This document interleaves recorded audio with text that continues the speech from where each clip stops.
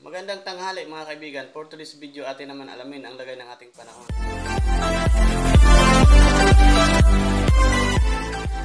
Kumusta po? Narito po ulit ang update natin para sa lagay ng ating panahon ngayong tanghali po ng October 20, 2024 na kung saan sa ngayon ay tuluyan na po na sumanib ang dalawang sama ng panahon sa bagyong si Invest 96W na nasa labas po ito ng ating area of responsibility. Hinigop na po nito ang LPA na nandito sa loob ng ating PAR at nasa labas at papasok na po iyan dito sa ating area of responsibility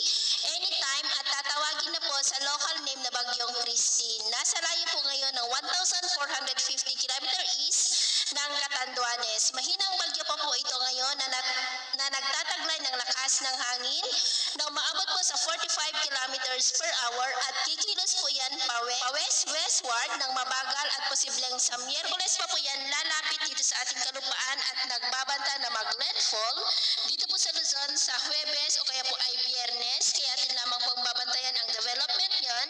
dahil marami pa ang posibleng pagbabago lalo na at nandyan pa rin sa may karagatan. At ito naman ay pinapakita ng forecast model natin pong ginagamit hanggang po sa susunod na 2 linggo. At sa lagay ng ating panahon ngayong tanghali ay generally fair weather sa malaking bahagi ng ating bansa pero may chance pa rin ng mga isolated rains dito po sa ilang bahagi ng Cagayan Valley, Quezon, Camarines Provinces, Catanduanes, Palawan, Panay Island, Negros, Cebu, Bohol, Leyte, Southern Samar, ilang bahagi ng Sulu Archipelago, Zamboanga Peninsula, Northern Mindanao, Surigao del Norte at ilang bahagi ng Sorsogon at Davao. At susunod na mga oras ay mas maraming lugar na ulit ang makakaranas ng mas maulap na kalangitan with isolated rains sa ilang bahagi po ni Ilocos Region, Cordillera, Cagayan Valley, Central Luzon, Metro Manila, Calabarzon, ilang bahagi ng Mimaropa, Panay Island, Negros, Cebu, Bohol, ilang bahagi ng Samar, Sulu Archipelago, Zamboanga Peninsula, Northern Mindanao, Caraga, ilang bahagi ng Davao at Sorsogon. Sa atin naman pong mga baybayin,